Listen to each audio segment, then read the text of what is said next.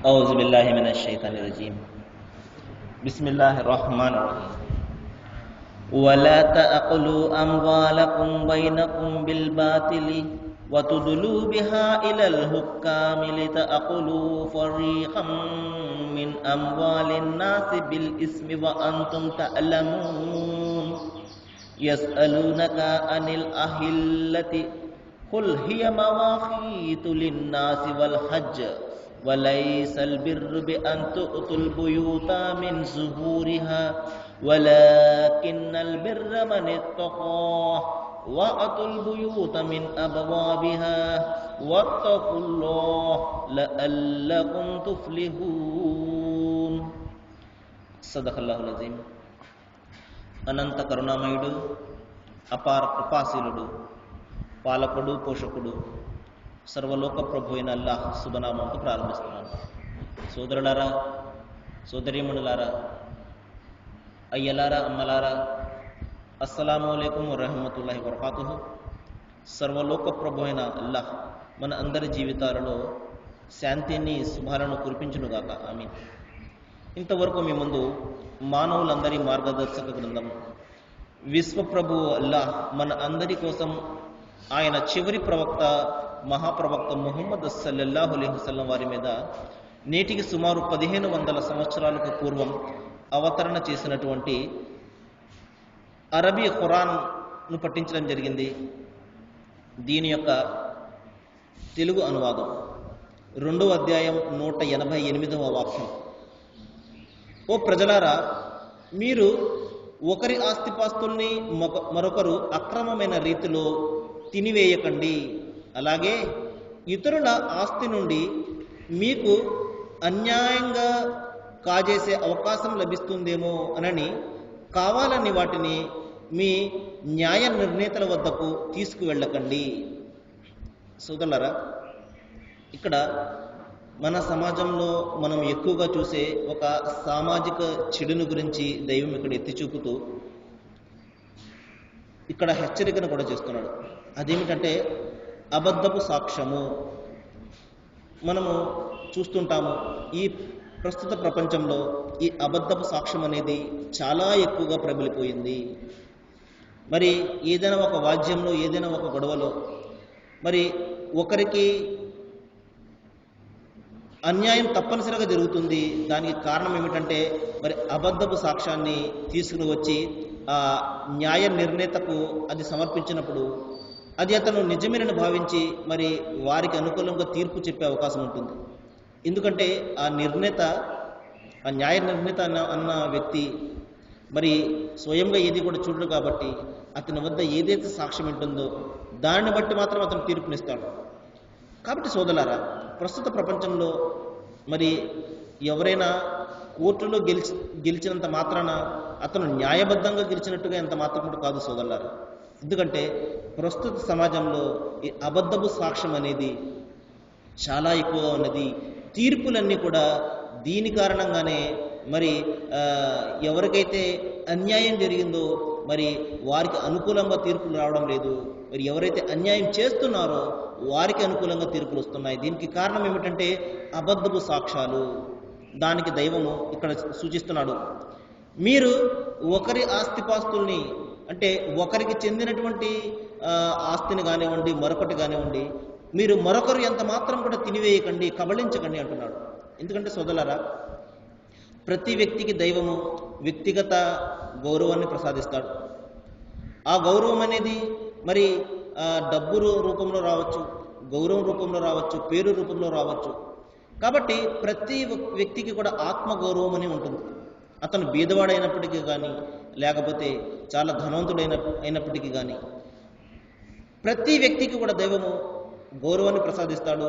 దానిని ఆత్మగౌరవం అంటారు. మరి ఈ గౌరవాన్ని భంగపరిచే విధంగా మనం ఎంత మాత్రం కూడా మనము ప్రయత్నం చేయకూడదు. ఒకరిని అన్యాయంగా కానీ, కావాలని కానీ, అసూయ ద్వేషంతో అతని గౌరవాన్ని భంగపరచడం అనేది ఎంత మాత్రం కూడా మనం చేయకూడదు. కాబట్టి ఈ విధంగా ఈ ఉన్నత జాతి, ఉన్నత వర్గాలు, ఈ నిమ్న జాతి, ఈ విధంగా అధమ కులాలు, ఇవన్నీ కూడా ఇందులో నుండి పుట్టినవే. జాత్యహంకారం నుండి పుట్టినవే. నా జాతి గొప్పది, నా ధర్మం గొప్పది, నా మతం గొప్పది, నా కులం గొప్పది అని ఎప్పుడైతే మనిషి విర్రవీగుతుంటాడో ఇతరులను అతను చాలా తక్కువగా చూస్తుంటాడు. అందుకే ప్రవక్త ముహమ్మద్ సల్లల్లాహు అలైహి వసల్లం వారు చెప్పారు, మరి ఎవరిలోనైతే పొగరు ఉంటుందో ఎంత మాత్రం కూడా అతను మరి స్వర్గాల్లో ప్రవేశించలేడు అన్నారు. అప్పుడు శిష్యులు అడిగారు, ఓ ప్రవక్త, మరి మంచి బట్టలు ధరించడము, ఈ విధంగా అందంగా కనపడడం అనేది కూడా మరి పొగరు కింద వస్తుందా, గర్వం కింద వస్తుందా అనగానే ప్రవక్త వారు చెప్పారు, మంచి బట్టలు ధరించడము ఇది ఇటువంటిది కాదు పొగరు అంటే, గర్వం అంటే ఇతరులను తక్కువగా చూడడము అసలు గర్వం అంటే అని. కాబట్టి నాకు ఎక్కువగా డబ్బు ఉన్నది, నేను పెద్ద అధికారిని, నాకు పెద్ద పదవి ఉన్నది, నేను గొప్ప కులస్తుణ్ణి, మిగతా వాళ్ళు తక్కువ అని ఎప్పుడైతే భావిస్తాడో మనిషి, అది ఆత్మగౌరవాన్ని దెబ్బతీయడం అనమాట. అంతిమ గ్రంథం ఖురాన్లో చెప్తున్నాడు, ఇన్న ఖలఖనాకుం మిన్ జకర్ వ ఉన్సా, ఒకే తల్లిదండ్రుల సంతానం మీరందరూ కూడా.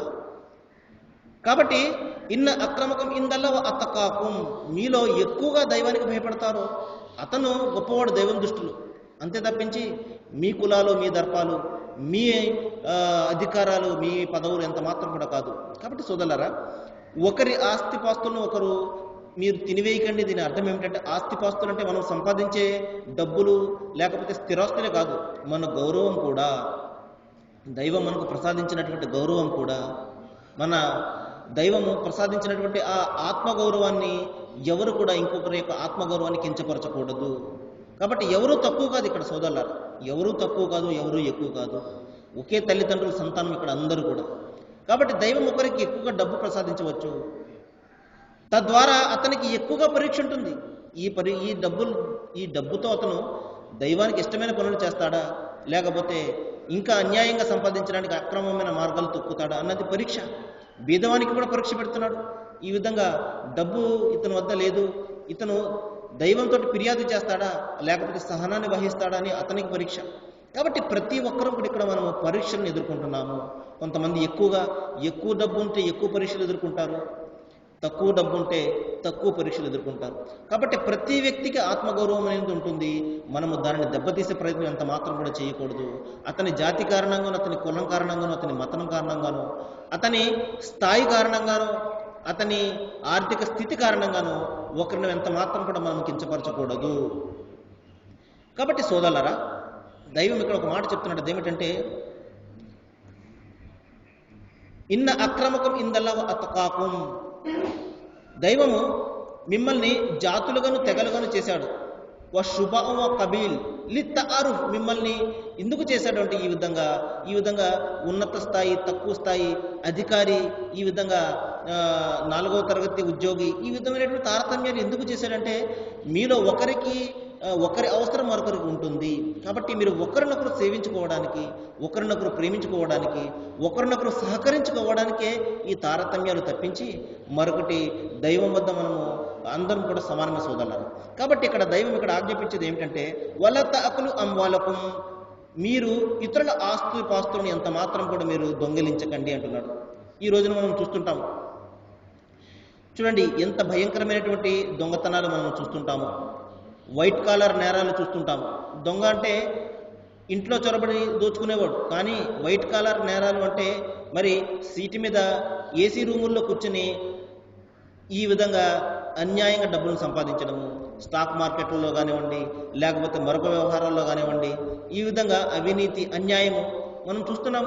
ఎన్ని కోట్ల నిధులు మరి స్కామ్ల రూపంలో మరి ప్రజల సొమ్ము ఈ విధంగా ఎంత నేలపాలు అయిపోతున్నాయో, ఎంత ఈ విధంగా వేస్ట్ అయిపోతున్నాయి, వృధా అయిపోతున్నాయో మనం చూస్తూనే ఉన్నాము.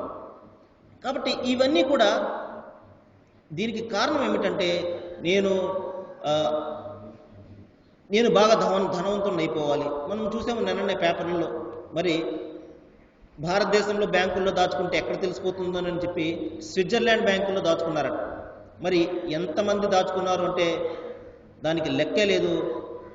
మన భారతదేశం నుండి లక్షల కోట్ల రూపాయలు మన ప్రజల సొమ్ము, మనందరి సొమ్ము మనము పన్నుల రూపంలో కట్టినటువంటి సొమ్ము మనము తిన్నా తినకపోయినా, చూడండి, మనకు తిన్నా తినకపోయినా కరెంట్ బిల్లు తప్పనిసరిగా కట్టాలి, హౌస్ ట్యాక్స్ ఇంటి పన్ను తప్పనిసరిగా కట్టాలి.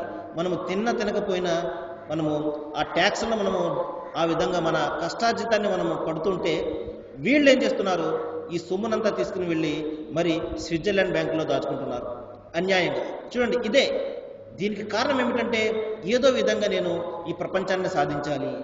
చూడండి, ఒక్కొక్కరికి తన జీవిత కాలంలో 1 కోటి రూపాయలు ఉంటే అతను హ్యాపీగా కాళ్ళ మీద కాలు వేసుకుని తింటాడు.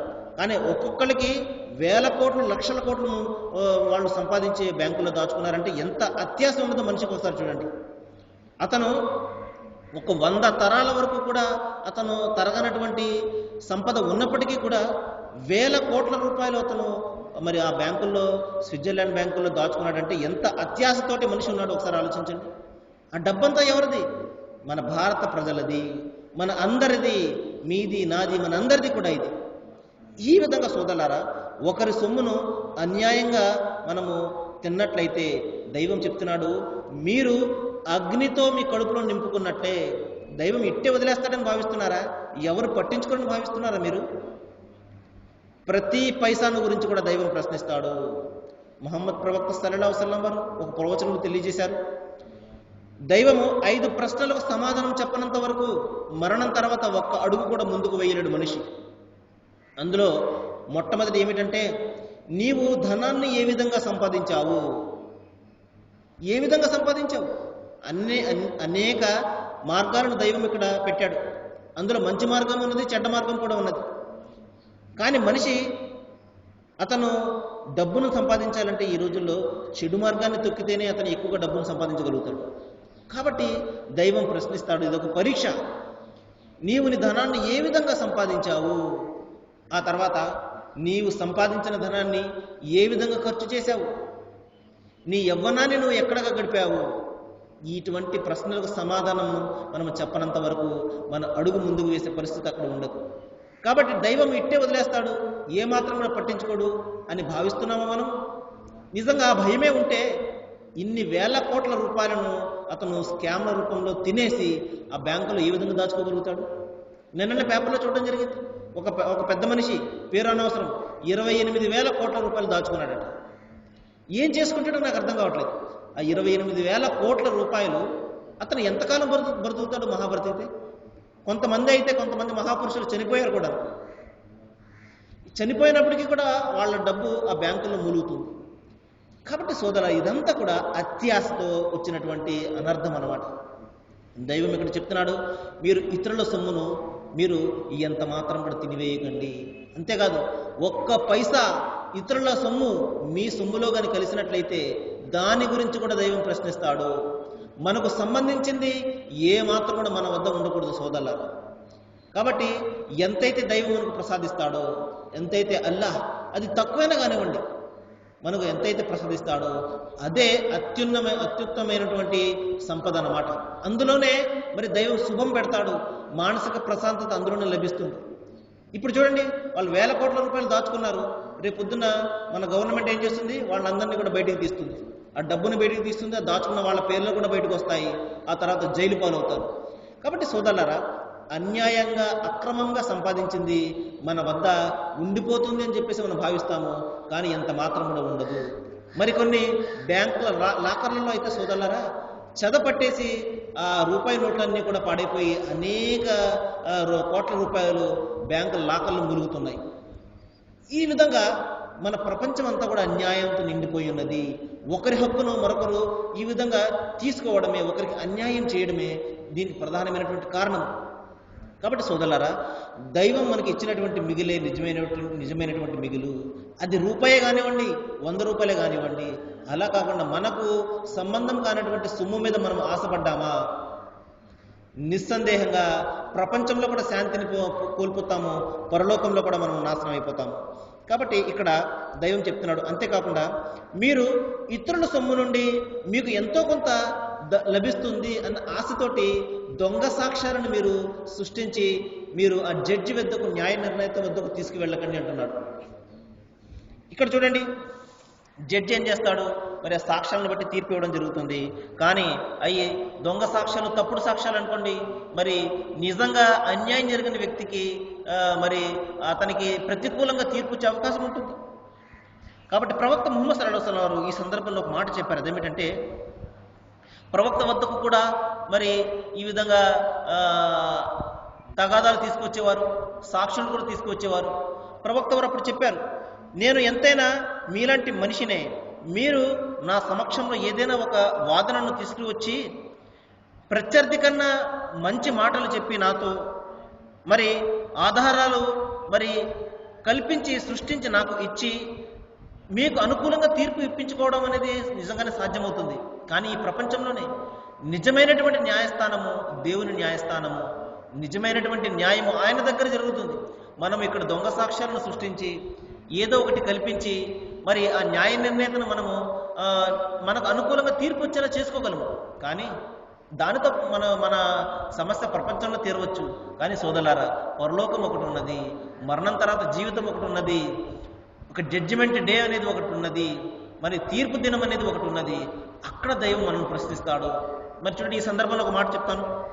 ప్రవక్త ముహమ్మద్ సల్లల్లాహు అలైహి వసల్లం వారు ఒక సందర్భంలో శిష్యులతో చెప్పారు, ఓ శిష్యులారా, మరి నిజమైనటువంటి నిరుపేద బికారి ఎవడు అని అడిగారు. అప్పుడు శిష్యులు అన్నారు, ఓ ప్రవక్త, ఎవరి వద్దనైతే ధనం ఉండదో అతను బికారి అన్నారు. మరి కొంతమంది ఎవరి వద్దనైతే కనీసం తినడానికి తిండి కూడా ఉండదో అతను బికారి ఓ ప్రవక్త అన్నారు. అప్పుడు ప్రవక్త ముహమ్మద్ సల్లల్లాహు అలైహి వసల్లం వారు చెప్పారు, నా అనుచర సమాజంలో బికారి ఎవడు అంటే ఈ విధంగా డబ్బు లేనివాడు, ఆహారం లేనివాడు కాదు బికారి అంటే. మరి పరలోకంలో ఒక వ్యక్తి వస్తాడు.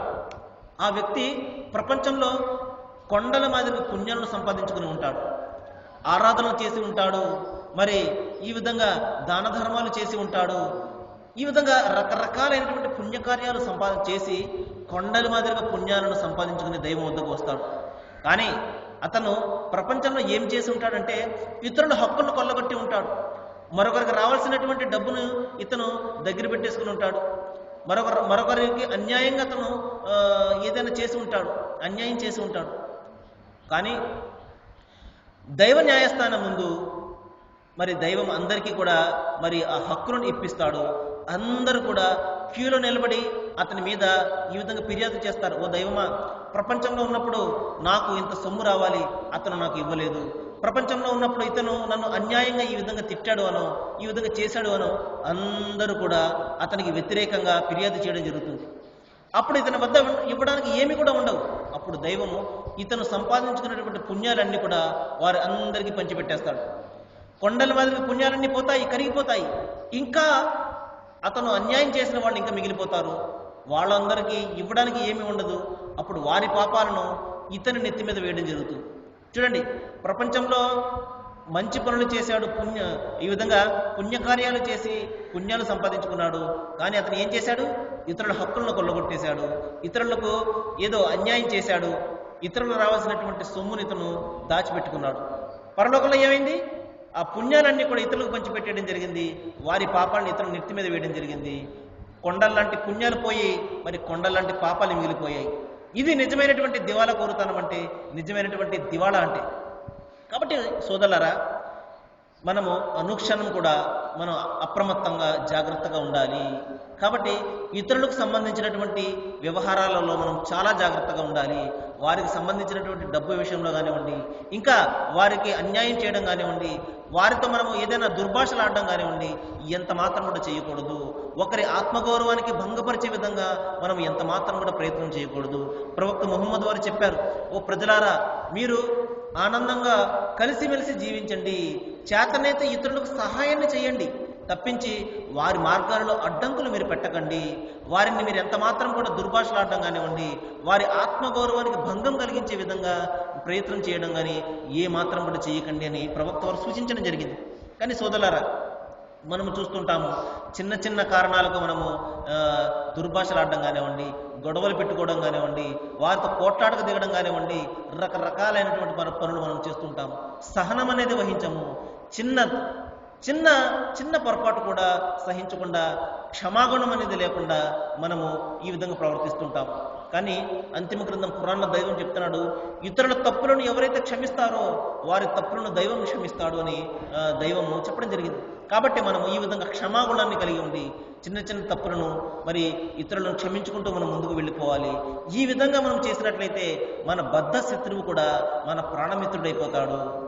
కాబట్టి ఈ విధంగా మనుషుల యొక్క మనస్సులను మనము గెలిచినట్లయితే నిస్సందేహంగా మరి మన సమాజం అంతా కూడా చాలా ఉన్నతంగా శాంతియుతంగా ఉంటుంది.